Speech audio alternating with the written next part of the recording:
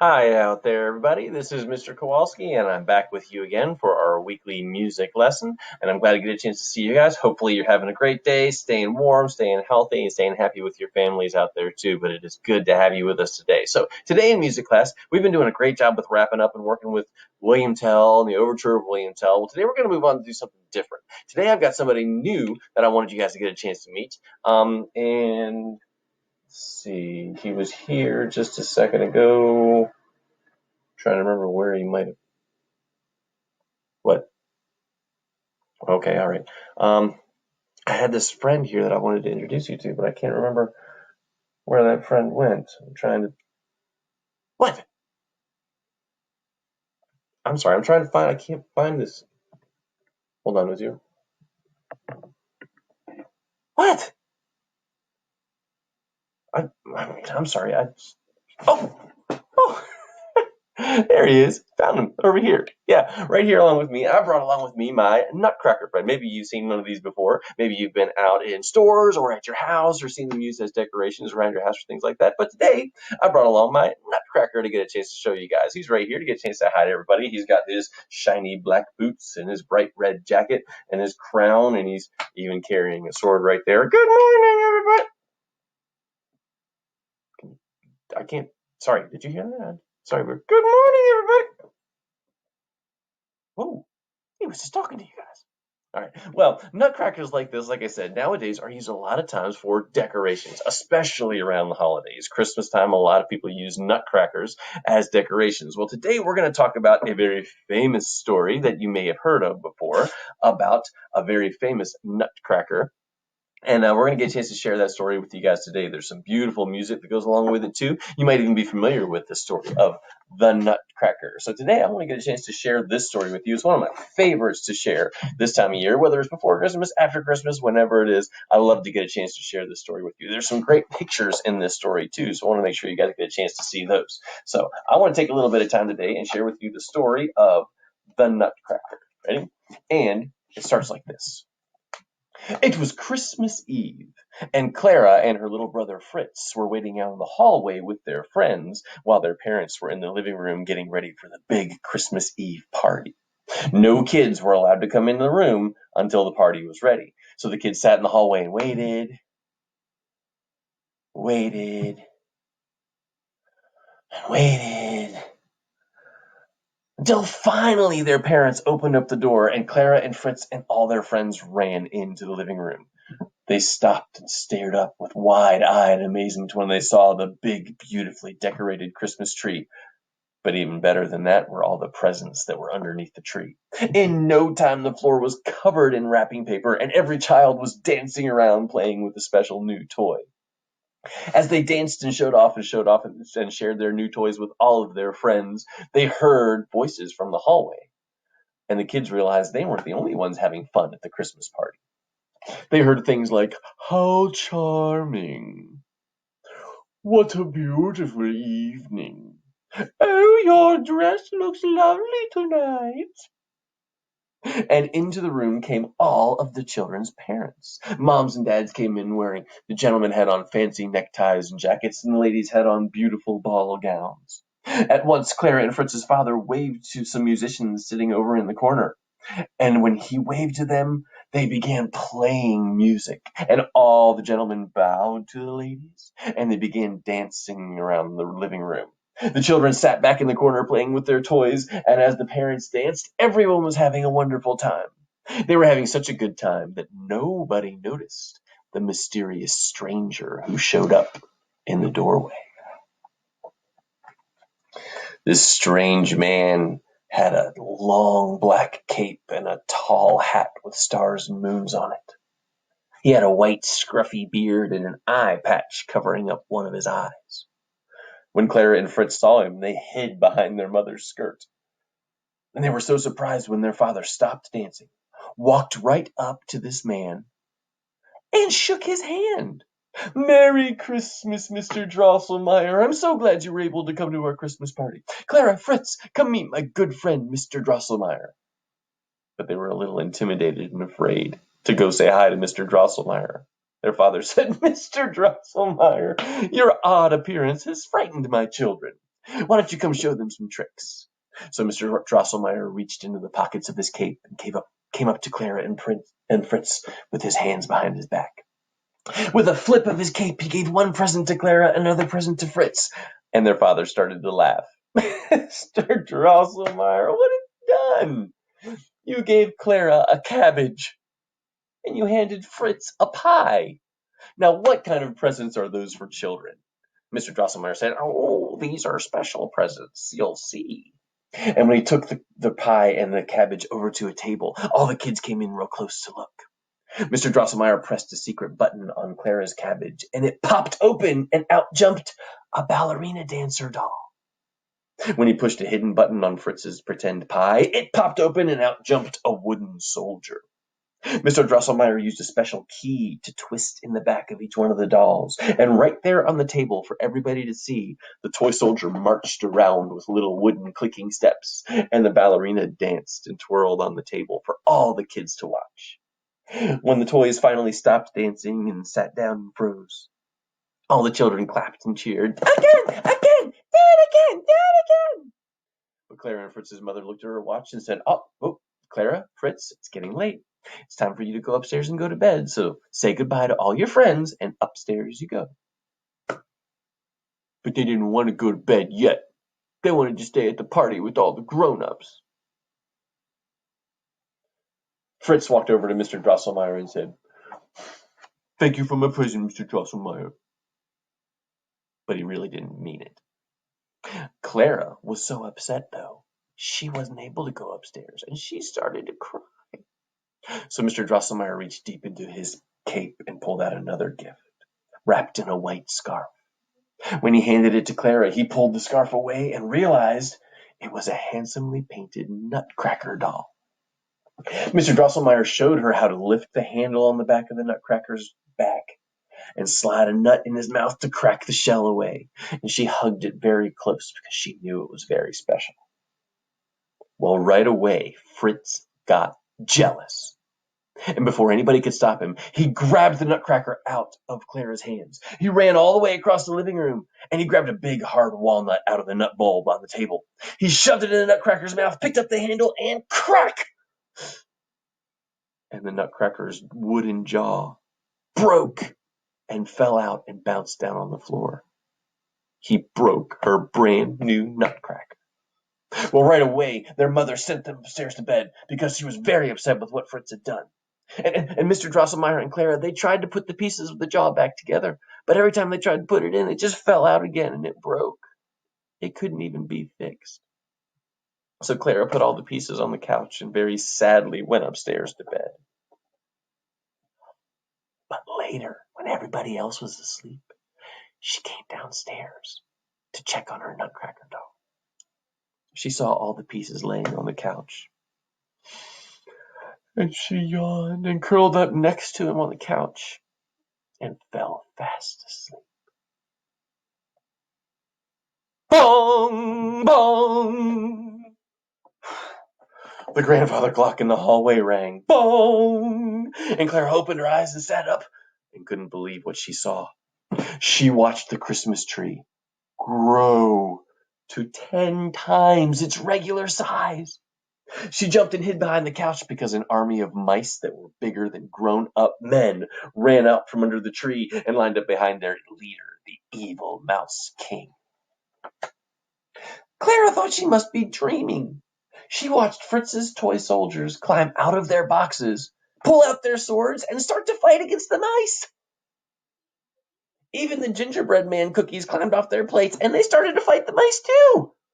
But they were no match for the mice. One by one, the toy soldiers broke into pieces, and the gingerbread men crumbled into crumbs and cookies on the floor.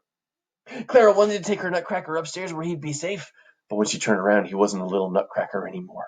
He was a tall soldier with his sword drawn, ready to join the battle. It seemed hopeless. One Nutcracker against all these mice, but the Nutcracker was a master swordsman. He jumped into the fray with his sword drawn, cling, cling, cling, cling, slicing, and stabbing at those little mice, knocking their swords away. The mice got so scared they ran. But then the Mouse King stepped forward. He was hideous to look at. He had 7 mouse heads on his shoulders so he could see every direction at once. He drew his sword, and he was just as good as the Nutcracker was. They battled all over the living room. Cling, cling, cling, cling, swinging their swords, blocking, parrying, jabbing at each other. The Mouse King stepped forward, twisted his sword around the Nutcracker's sword, and knocked the Nutcracker's sword away. He was about to step up and poke the Nutcracker right in the belly when Clara jumped out from behind the couch. She pulled off her slipper and she threw it at the Mouse King. And bonk! Hit him right on his biggest head, and he got knocked out cold. The other mice didn't know what to do when they saw their king fall. So they ran over and they picked him up and carried him back under the Christmas tree. Now Clara turned around to make sure the Nutcracker was okay, but he wasn't a Nutcracker anymore. In his place was standing a young, handsome prince. He said, "You saved my life, and you've broken a terrible spell that turned me into a Nutcracker. Now I'm a prince again. And as your reward, I want you to come away with me to my kingdom called the Land of Sweets." A magic sleigh glided out from under the Christmas tree, and Clara and the prince climbed into the sleigh, and it floated through the air and flew them right through the Christmas tree branches toward the Land of Sweets.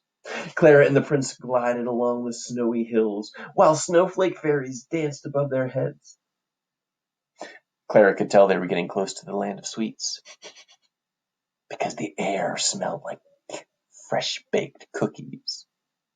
When they came over the last hill, she saw the castle. The walls were made of gingerbread cookies. The windows were made of giant lollipops.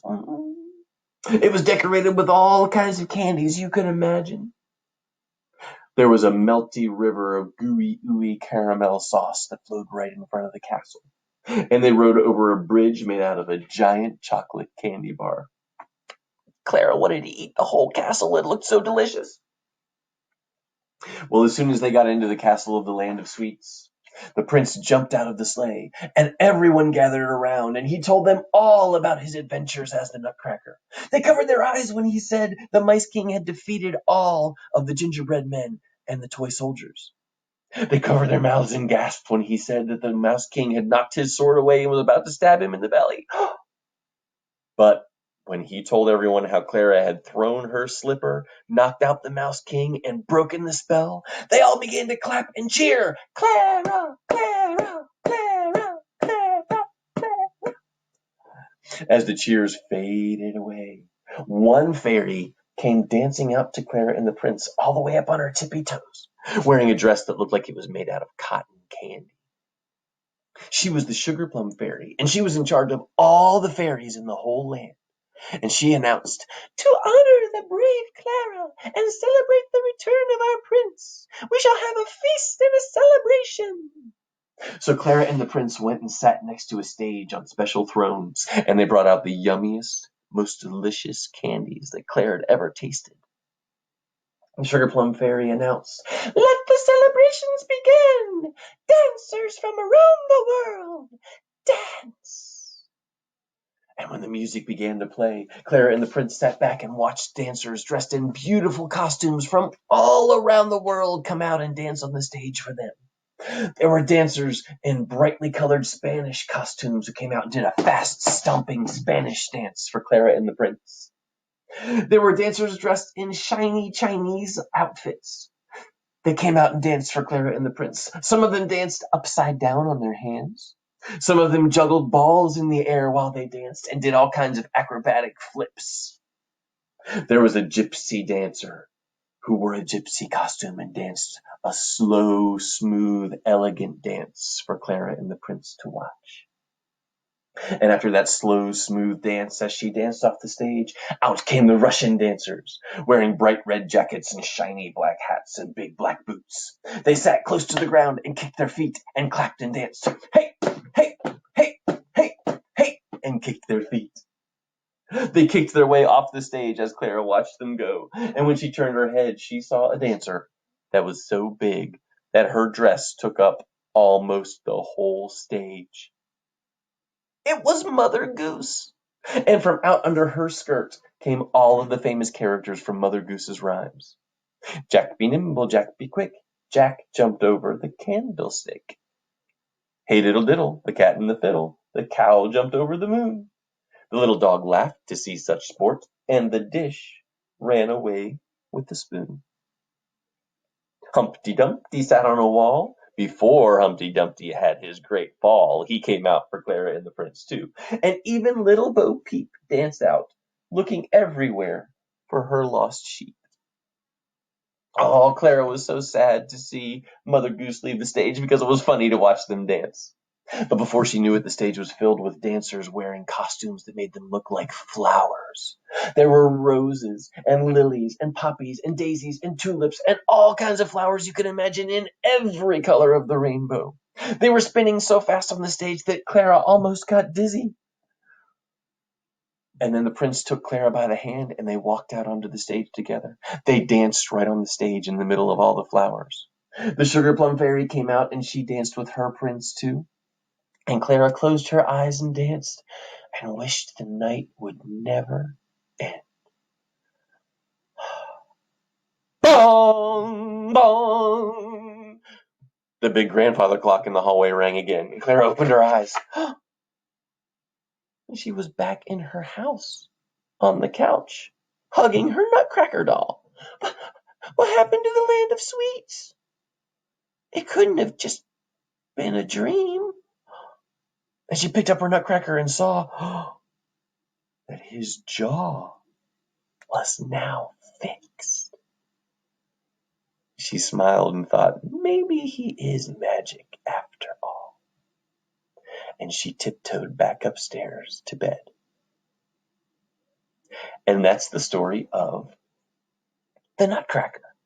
It's one of my favorite stories to get a chance to share every year. I love to share that story with everybody. So that story of the Nutcracker is one of my favorites. That was a great story.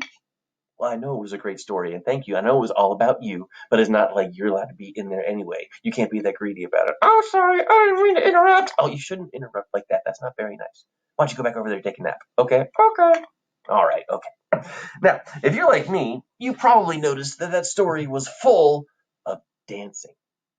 I mean, they danced at the party with the moms and dads. The kids danced with their toys, right? When they got to the land of sweets, the snowflake fairies danced in the sky. The Spanish dance, the Russian dance, the Chinese dancers, the gypsy dancers, the flowers danced. There was so much dancing in that story because the story of the Nutcracker was originally written not to be told as a book, not to be told as a movie, but it was originally written to be told as a ballet. Now, when I say that word ballet, maybe you're not sure what that means. Well, ballet is a style of dance. It's telling a story through dancing instead of talking or singing. Now, we've been talking about opera. Opera is where the actors tell a story just by singing their parts. Well, in ballet, the characters and dancers come out and they dance their parts. They don't talk, they don't sing. They just dance and act out the story instead.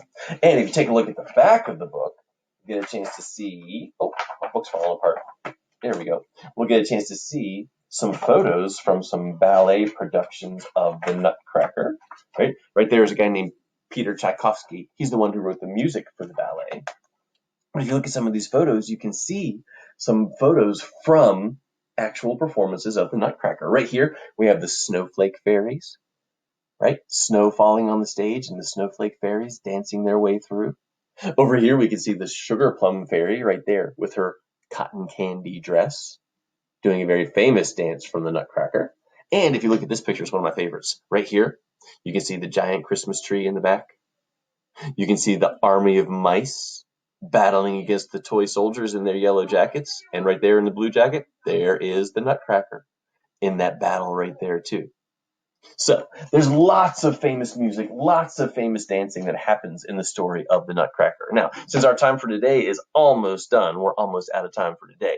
The next time that we have music class, we'll come back and we'll listen to some of the famous music that comes out of the Nutcracker. Some of it you're going to listen to and you're going to say, hey, I've heard that somewhere before. I saw that on a commercial. I heard that in a movie. I heard that in a TV show. Because some of the Nutcracker music is the most famous music around. And I can't wait to get a chance to share it with you guys again next week. But right now, our time's up. It's time for me to get ready to go. So I hope that you guys have a great rest of the day. I hope you have a wonderful day with the rest of the day with your teachers. I hope you guys do a great job as you continue through your Schoology work too as well. Make sure you get all that work turned in. Make sure you finish everything up. And I will see you guys again the next time that we have music class. Bye, guys.